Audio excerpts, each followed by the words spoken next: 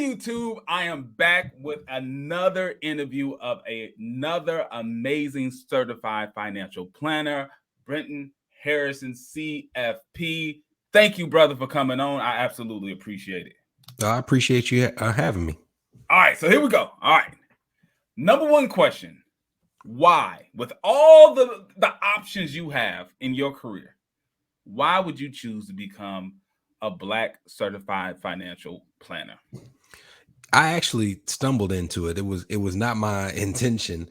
When I left school, I went to Oakwood University. It's a small HBCU in Alabama. Mm-hmm. And when I left, I actually was planning to do healthcare administration. Really? I went down to Florida and was working for a health system down there. And I thought that I wanted to be in human resources, and they stuck me in the middle of the recession, hiring at this tiny hospital in Florida for like all of the accessory positions, the janitor, the transporter, people working in the cafeteria. Right. And because it was the recession, I had people who were coming to me with MBAs applying for janitor positions. And I'm having to tell them at 22 years old, I don't think you're right for this position. Really, really, because I knew that the second they found something else, they would leave. So, real quick, I'm horrible at this, but I want to cut. So, when did you graduate from undergrad? Where or what? With when? 2009. Okay, yeah. So, 2006. Yeah. So, I felt that. I had like a little window of, okay, this is what the normal world is like before everything crumbled before us. And now it looks like we're entering into another recession. There's a lot of people out there, they didn't experience this as adults. They were kids. They didn't really know. I mean, obviously, maybe their parents, they saw there was some financial issues and stuff like that, but they have no idea what they're in for. That was my entryway into the marketplace. So I thought that hellfire and brimstone was how it worked. And then as it got better, I was like, oh, okay, everything is not 2008, 2009. But yeah, so I was down in Florida, telling all these uber qualified people that they weren't a fit. And after a while, I was like, this is not what I meant when I said I wanted to work with people. So I moved back home to Nashville, where I'm based, born and raised, and I got a bunch of resumes and literally just started walking around town handing out resumes.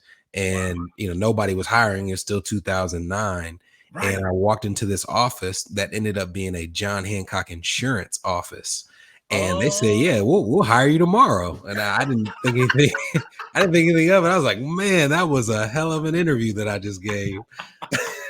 Not realizing that there's no base pay. Right. It's like, sure, come right in. Exactly. So I went home. I told my dad I got hired on the spot, and he was like, "What are you doing?" And when I told him, he said, "Oh, there's a reason." But it just so happened, the blessing was that that office had affiliates, and one of the affiliates ended up being my parents' financial advisor that has known me since I was 8 years old. Yeah, exactly. He is the owner CEO of one of the longest running Black-owned firms in Tennessee. This is our 33rd year as a firm. Wow. So when he found out I was in their training program, he basically said, like, these are great people over here. They don't quite serve who you're going to end up serving. Finish the training program after a year, and then I want you to come work with me. And I've been with him ever since.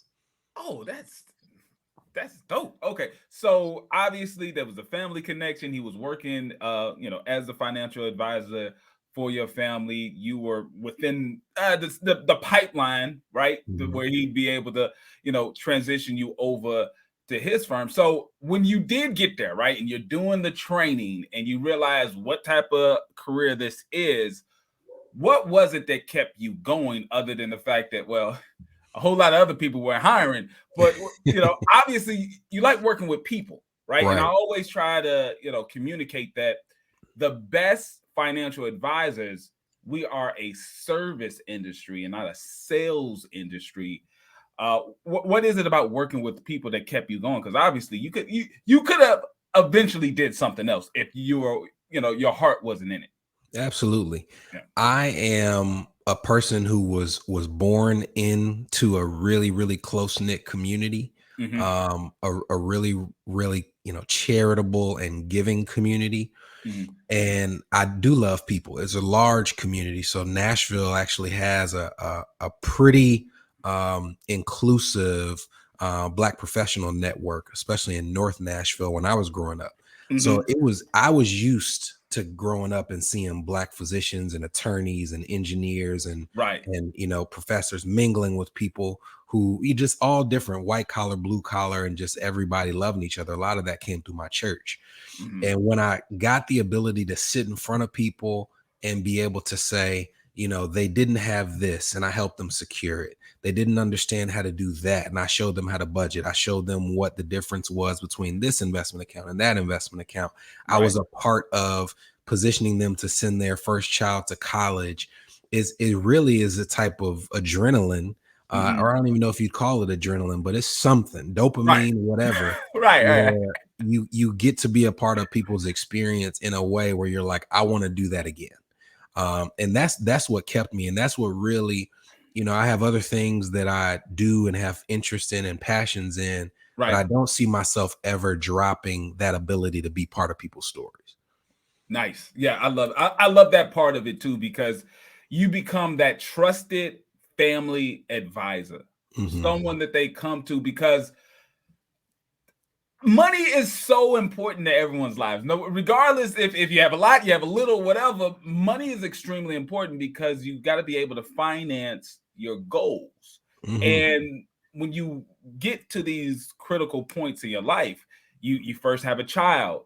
You have plans to further your education or the education of a child, or even during the dark times in people's lives when they lose a loved one, there's financial things that have to happen, and we are a trusted source for them to go to, ask the questions, help them, walk them through the process, even represent them during certain situations. So it you do have to have the spirit of Yeah. an advocate, a helper, and an advisor in that sense. And obviously, I mean, you've had that from the beginning. You were just trying to find an outlet to provide it, right? Yeah. And then, especially for the tough experiences, Hmm. I have clients who I've navigated with them through the death of a loved one, a spouse, a child, Hmm.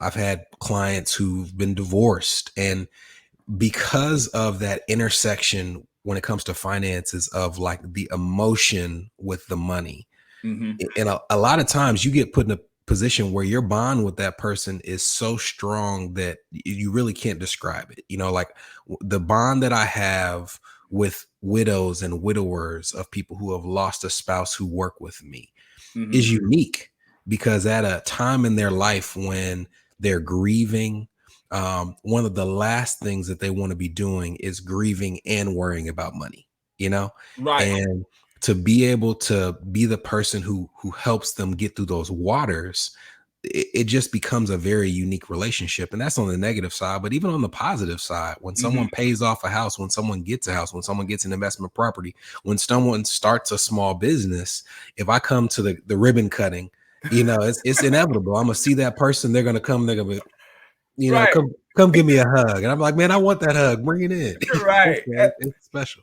Absolutely. Yeah. Yeah. I mean, it's something special. Yeah, absolutely. So, Mhm. all right. So here we go. So college, transitioning, trying to figure it out, ended up going into a training system for financial advisors. Then, great opportunity to work with the actual financial advisor for your family. Now, how do you transition to seeing the CFP marks? And obviously, I'm assuming there was additional education that you would have to do to even meet the educational requirement. What did all that end up looking like?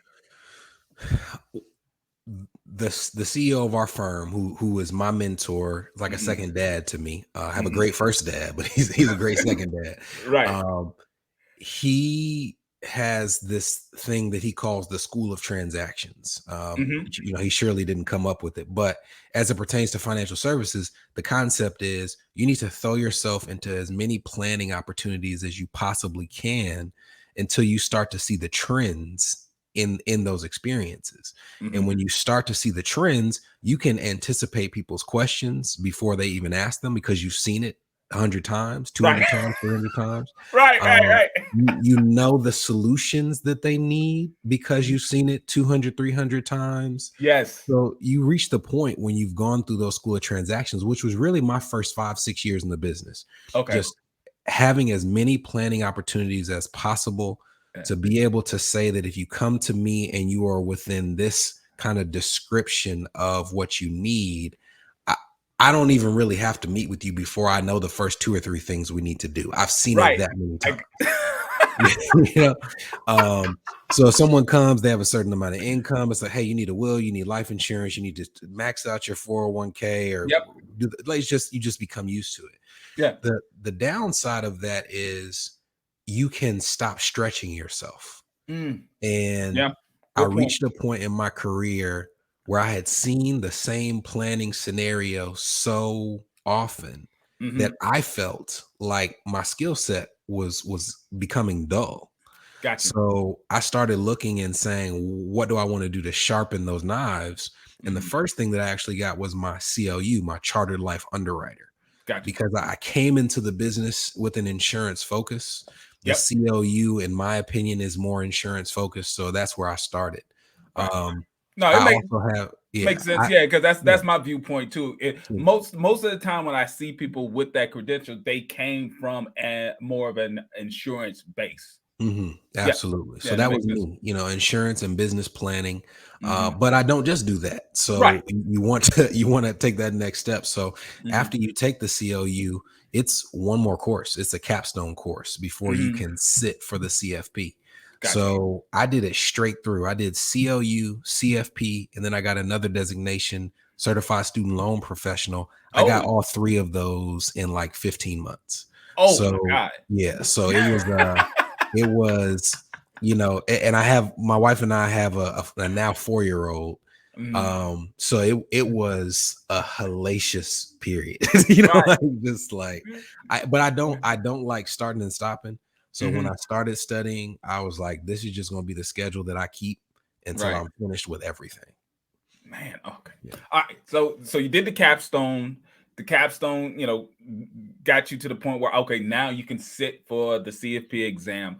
What was your experience as far as studying for the exam? Was there any particular tricks or study habits or something that really got you over the hump? I mean, what would be something that you focus on? It was like, hey, if I didn't do this, I wouldn't have passed. Well, first off, I wouldn't do it twice. I'll say that.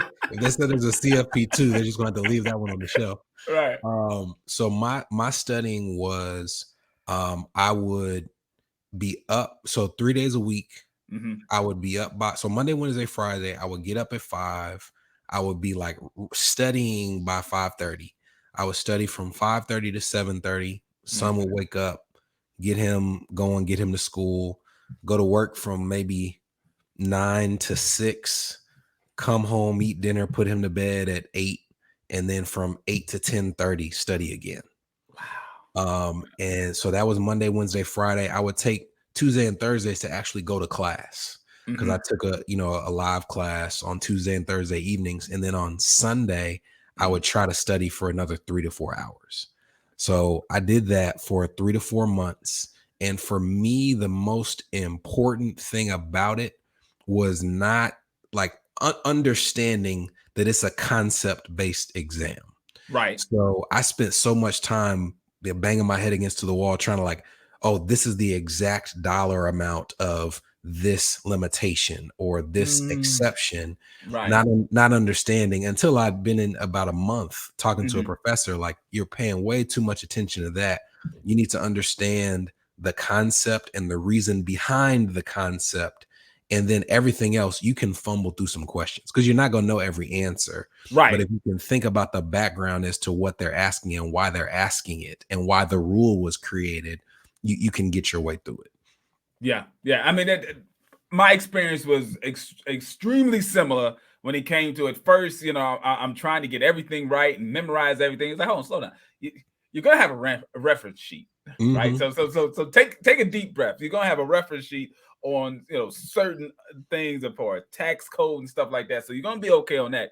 You need to get an understanding of what are they trying to ask you, right? I made a full booklet of trying to figure out, and I wrote down each question during my practice exam, and I looked, okay, what are they trying to figure out? Do you know or that you don't know? And what are they trying to trick you on here? Because there's some of those questions, they have a little trick to it, because if you're being lazy, one of the answers seem like it's the correct answer, but it's not the correct answer. So it was a process of one, studying for the exam, and then for me it was like, okay, I'm studying the exam. I'm trying to figure out what it is that they're trying to get to.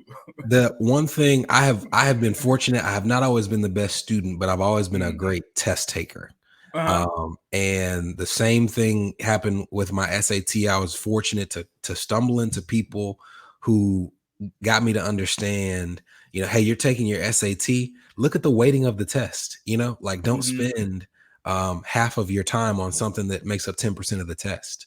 So when I got that CFP booklet and they said we test these percentages in terms of like, here's what we think is going to be on that exam, I stumbled into a great teacher who said the details you need to know are how to work those calculator problems. Yep. Everything else, you just need to know the concepts, because if it's not a calculator problem, the number that you need is probably on a reference sheet somewhere. So just understand the concepts. And then I looked at the exam and the breakdown of the percentages. And if it was something that was only going to be there on 10%, what I do when I take tests is I fly through the questions that I know off top first. Like, I don't want to under stress miss a question that I just know. So if there's 200 questions and I know 100 of them, I literally just skip through every question that I don't know immediately. Really? And oh my God. Okay. Yeah. I answer those questions immediately, so I give myself the most time possible to work through the ones I don't know. Wow. So I mean, maybe there's two sections. You have a break in between the sections. I had gotten through, like halfway through the first session, I'd gotten through all the questions, and I spent the second half of session one just going back through what I didn't know. So I finished maybe an hour and a half early, and I was really worried about that. It's like, man, this is almost too much. See, honestly, that would give me so much anxiety of passing a question. Like, but it makes sense for time management, because look how much time you had left. But it's like, me, I hate going back because I don't want to overthink it. Because then I'll turn a correct answer into a wrong answer because I'm overthinking a question. But no, that it makes sense to go through the ones that, oh yeah, I know this one, knock those out. And then that saves you time, because you don't want to be in a position where you spent 20 minutes on one of the case study questions and then realize that you missed a bunch of ones that you could have got right because you didn't have time. No. I've always been that way. In school, my teachers used to get furious at me because I would not do my homework, and then I'd come ace the test, and I'd end up with like a B+ in the class or a B, and they'd be like, "You're just wasting your talent. You could have had an A." And I'm like, "But I didn't have to do all that stuff. I still got a B+. So you shouldn't have made tests such a big part of the grade. That's not right. So weighted, so heavily weighted. Yeah. All right. Okay. So now you are a CFP within your store. You are a CFP. Was there any type of change in the focus of your practice, or was there any type of strategy of, okay, now that I've got this under my belt, I was stretching what the tools that I had? Because obviously for a second there, you felt like you're getting somewhat complacent, and you wanted to make sure that you knew what you knew, right? You wanted to make sure that you were on top of your game. What's now the focus in your story now that you accomplished becoming a CFP? My focus has always been on serving primarily first and second generation minority high income earners. Okay. And preferably those who have a ton of student loan debt. My average client is going to have a couple $100,000 in student loan debt, and I have plenty who owe $400,000 or $500,000 in student loan debt individually. What? So, yep, med school graduates, dental school graduates, Oh my veterinary God. school graduates, attorneys at private, that went to private law schools is very common. Even PhDs, who just went back and went, undergrad, master's, PhD, all at private schools. So that's always been my focus. But after the CFP, I was working with them, and the depth of service was not very deep. It was very like, I'm working with a ton of people. Right. So I'm going to give you this, this, and this, take these resources, and you should be okay. Whereas after, really what the CFP did for me is it introduced me to other CFPs who, instead of focusing on how much money they're earning or how many people they're serving, they're more focused on what's the quality of the service that I'm offering, and am I, as a business person, building a valuable business?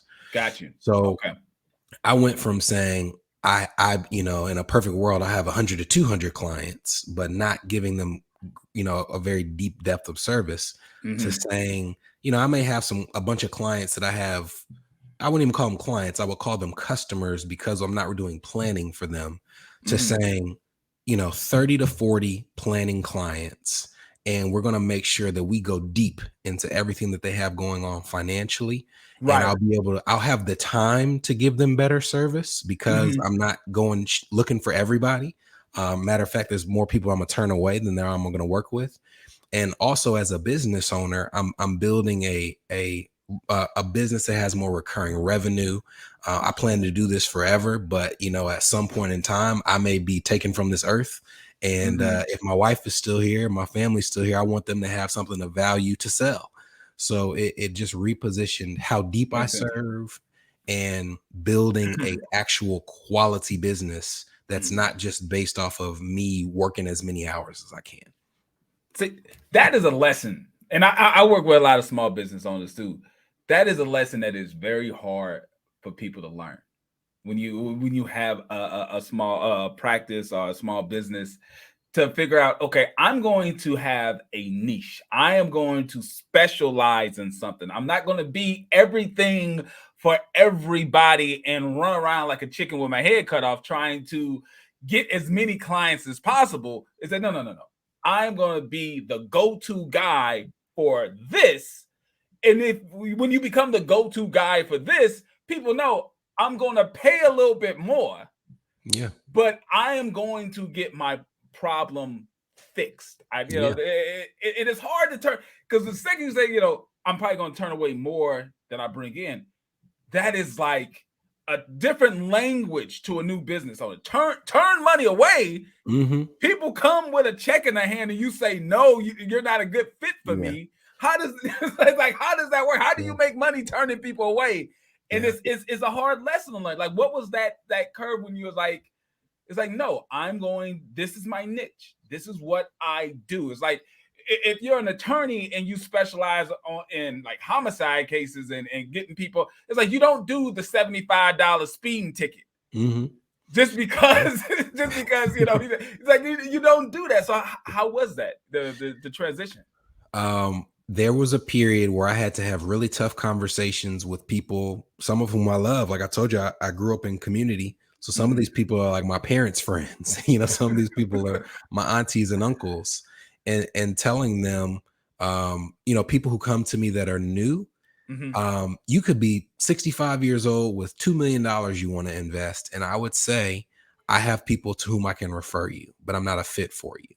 Right. And that sounds nuts. But the reason it's not is because I know two things would happen if I took that person on as a client. The first is that I would have to break my usual onboarding process, which we have tried to make efficient and comfortable for the client, and all those different types of things. And I've tinkered with it from advice that I've gotten from other Black CFPs and just CFPs in general.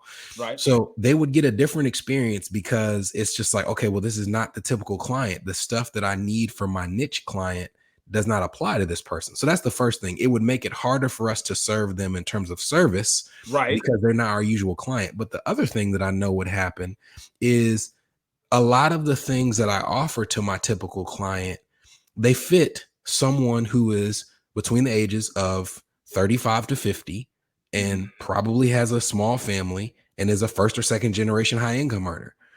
That's my specialty. And right. if I'm trying to retrofit those service offerings to someone who's 65 with $2 million, that doesn't speak to them. So it's like you're trying to do all this stuff and increasing your energy to really provide service to one client. And at the end of the day, they may not even like it because what you do every day is not suited to them. You know? So Right. when people come to me and they want retirement income planning, I have to tell them, I know more than most people. I do have the certifications. I know more than you, most likely. Right. And I'm gonna know more than most other advisors who haven't taken the steps to get that education. But that doesn't mean that I'm the right person to walk you through this every single year, because Right. I'm gonna be brushing up on stuff, and you want to work with somebody where this is the language that they speak every single day. Exactly. It's man, it takes a level of business maturity to get to that point. Right. It does, because it's like, oh man, they got that check in their hand. But you realize that it's not going to be the best fit for them, and it's not going to be the best fit for you. Yeah, you're going to get that check in your podcast, that check, and you'll be fine. But it's like you're totally getting outside of the streamlined process that you created for your whole practice, just to fit this puzzle piece that doesn't quite fit in for a short-term check, and it just throws everything off. But yeah, it takes a level of business maturity that you got to get there, right? Yeah, 80 to 90% of the way that we have our client touch points, they're virtual, they're email based. Now, after you get that email, then we have the personal, like it's not a hands-off experience. Right. But every single month we have an email that goes to our clients, and it's either something we're providing to them or it's something we're requesting from them. And even for someone who's 35 who just doesn't like, or 40 who just doesn't like doing that, we'll say, we're not the firm for you. Like, this is how we this is how we operate. We're yeah. not going to get outside of what we do. Exactly. But if I did this, like the way that I serve my clientele would drive my dad crazy. Like my dad checks his email once every other month. You know what I mean? So it's like, you just have to know who you're serving. That part, actually, as a business owner, has yes, you have to turn away business. It's not always been, it hasn't been really a tough thing for me. The toughest thing for me has been communicating my value, standing on my value, and charging the appropriate value no matter what.